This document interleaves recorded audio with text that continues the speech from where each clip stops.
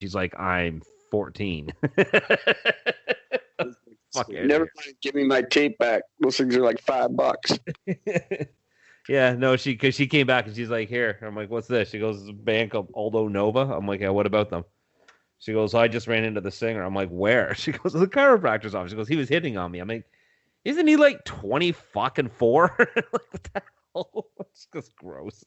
That is, I can't wait until this podcast makes it big and I can just ride around in limos and hit on underage girls. Oh, just so you know, the guy from Muchmusic was Master T, not Master P. Oh. Master P is an actual rapper who's worth a lot of money. Master T, right? Yeah. That's funny. That's like, I wonder if Master P was around back then. He's like, I'm going to be Master P. He's like, you can't do that. You can't be Master T. All right, that's fine. He still looks the exact same. I don't know. Long ass. He's got long, really thin dreads.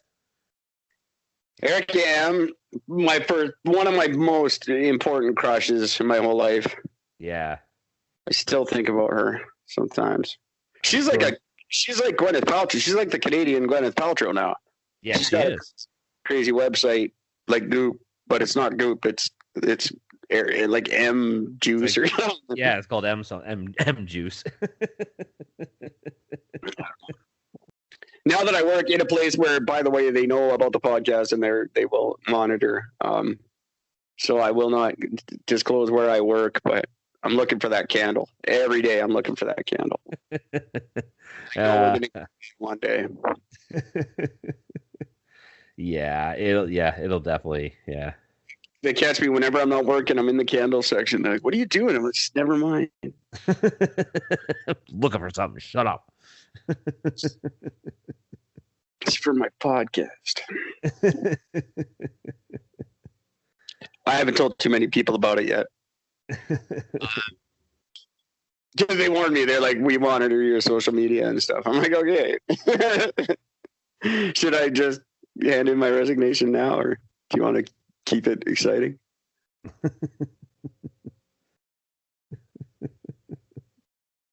Oh my God. Not going to be good. No. If I'm the guy who works in their store. Although it might by the time I own this company. Hey, do you remember the fucking show on Muchmusic, the game show Test Pattern? Was that the one with Steve Anthony?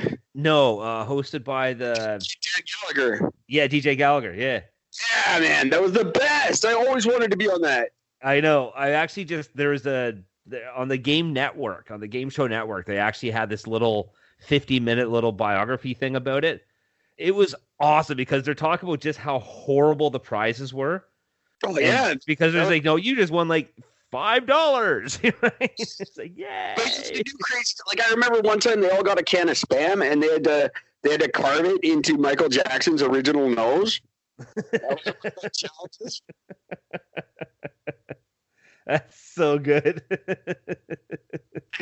The one that looked the most like Michael Jackson's real nose won the prize. Just do the funniest shit on that show. It was good. Like I don't know why that. Well, it's Canada. Nobody watched it, but those guys should have been huge. Yeah.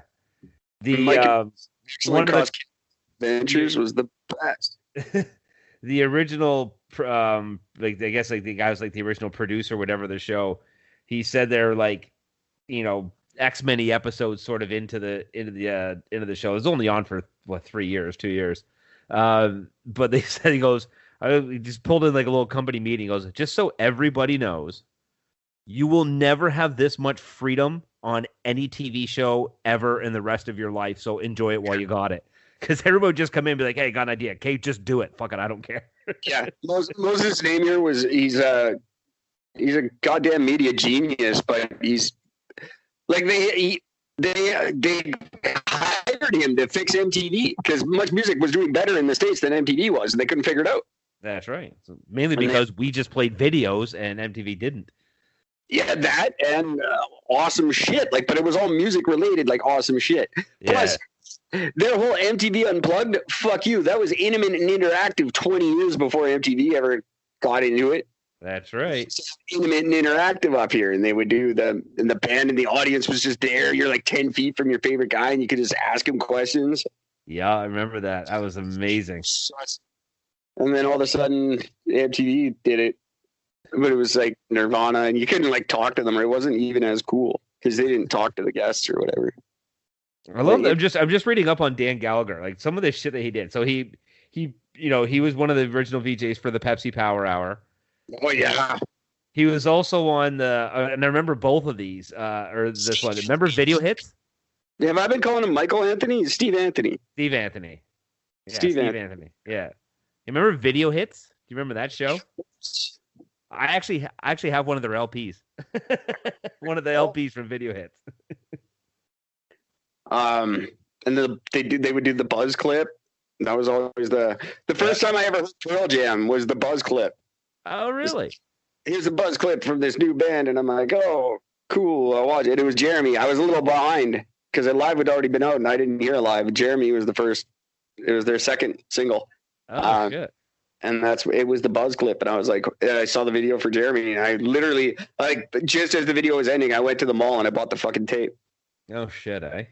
I was like, that's the best fucking thing I've ever seen in my life. Like, it just hit me like a fucking sledgehammer, and I ran to the mall and bought the tape. And I bought Alice in Chains Dirt the same day. Hey, Dan Gallagher's dead. I knew that. He died in January of 2001 after a sudden illness. The contracted pneumonia during a trip to Barbados. He was the first COVID in Canada. That's right. Not many people know that about him. He started COVID. It was a Canadian thing. We blamed it on China 20 years later. He was actually in the movie Freak Show. Really? I don't remember that. In 1989, Gallagher starred in the obscure, low-budget horror anthology Freak Show. That's funny. It's so obscure, low budget that it doesn't even have a Wikipedia page. That's cool. I used to have an encyclopedia of those movies. It was like you know that they put out that movie guide every year. Yeah, I had one that was just strictly like shit like that. That's awesome. It was all full of like trauma movies and stuff. Oh shit, that's fucking wild. Trauma is making a big comeback. Apparently, is he really? Yeah, their movies are big online. And I forget what they're doing. They're doing like a Toxic Avenger reboot or something. Oh my god! I don't know how you could top what they've already done. It's hard to beat a Trauma movie. Toxic Avengers, my god. Attack of the Tomatoes. How do you beat Attack of the Killer Tomatoes? Was that him? That was a Trauma movie. That was a Trauma movie? Fuck, Attack of the Killer Tomatoes. So good. I remember Surf Nazis. Oh, yeah. What was the one? Class of Nukem High. Nukem High, yep. Yeah, that was a fan of that one. There's so many. Yeah. So many. Those guys are great. To see that you don't get stuff like that anymore. You don't get campy shit like that anymore. Like everyone thinks our generation was so bad. We had the most awesome shit. Everyone thinks their generation was the best. No, fuck. We had Trauma. We had Dan Gallagher. You're not ever going to see a guy like that on television again, Canadian or otherwise. We had it. Like boy bands, fucking the boy bands of today, they don't know boy bands. We had all of them, all at once. They all worked for the same producer. Well, hey, how about this? Did you know that Trauma released over 100 of its back catalog films on YouTube, most of them all for free? And then in 2020, so just this year, their YouTube channel got terminated for not meeting community standards. That's what, I read that about them, and then that sparked up a bunch of interest in them. Yeah, that's funny. People are like, who? Yeah, I read that. That's and that like it helped them a lot.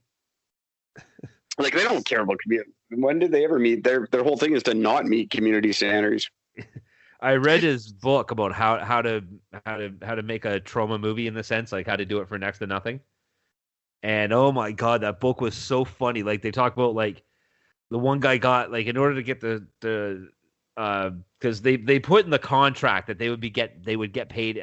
They would also get like a meal as part of the thing. They won't get paid money, but they will get free lodging and a meal. So they had to sleep in like somebody's house. Yeah. They're all crashed out in this house, and like the only money they have is the guy went out and he bought like one giant thing, like one thing of soup, which is supposed to be enough for like 2 people, but they had to make it be enough for like 20.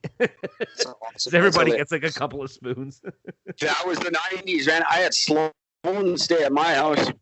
That's so good. We brought Sloan to Kelowna. Like we used to bring bands to Kelowna, like just so we could open for them. That was our like just, but we couldn't get like anybody big. We got like Sloan and there's a couple like Chicks Dig It and a couple like big Canadian bands, but nothing like huge. But yeah, we said we give them a stay, and then they crashed at my place, and then they went to their friends and like slept in, like swam in. We're like, yeah, we'll put you up for the night. Yeah, we can do that. You can do that now. You can't. You can do anything we did. Like I know we talked about like the sitcoms you couldn't do anymore. Like nothing that was on TV would fly today. You couldn't. No. Well, there was actually just a thing where they showed a bunch of millennials Seinfeld, and they're all offended by it. Saying, "You can't show us this. This is offensive. You can't show this." Oh, fucking hypersensitive fucking. We were like everything now would be offensive. Everything. Pepsi, Bard says bite, Johnny. That would be offensive now for some reason. Yeah. Like, I just don't get it. From a generation that was raised on Ren and Stimpy, fucking South Park, Simpsons, Family Guy. Like, these are the shows that, raise this next generation for the most part. How the fuck are they so sensitive about shit? Like, I don't get it. Yeah, I don't know, because look at who their parents are. What the fuck? Like, I get that we're all supposed to be woke and shit, but you could be woke and funny, too. Like, there's shit that's just... You can be woke and still take a fucking joke. No, you can't. That's the thing. It's all woke, no joke. That's the rule. You can't take a joke. You can't make a joke, let alone take a joke. Yeah, apparently. Nothing. You couldn't get away with anything. Weird Al wouldn't fly today. If Weird Al was new, nobody would like that. No. That would be that. That's that's cultural appropriation. You can't do that. Yeah, probably. Even though there's really only one popular song now that everyone, it's just fucking the same. They just all regurgitate it and put it out in their own packaging. Yep. But yeah, no, nothing we did, and I don't mean to sound like one of those old yahoos that says like our generation was the best, because no, every generation had fucked up shit, but ours was definitely like we conquered a lot of fucked up shit and came up with like the most innovative, greatest stuff too. Like we did. People say like Desert Storm was our Vietnam. No, it wasn't. No, not at all. We went and freed a little country that was being invaded by someone. Like Desert Storm, they're the first. The 88 Iraq War, 89, whatever. Yeah, the one that was justified, and everyone got in and did it. It was long before Bushy. We did it right. We went and freed a little country. That's right. I know it was bullshit. Like it was, whatever. Why were we in the Middle East? It was all oil, obviously. That's what they wanted. But like we didn't have screwy things like civil rights in the 90s wasn't a thing. There was no black cops or white cops shooting black people. Like we had Rodney King. That was like the reason why Rodney King was so big was that never fucking happened. Yeah. Or at least was never talked about. Like nobody knew about it. Like you had incidences like this is the reason why NWA happened, and shit like that because of that. But it wasn't. I don't know. It wasn't as widespread, I guess. It only happened in L.A. Didn't have the divide either. Like you could party with black guys. Look at Fishbone. They were just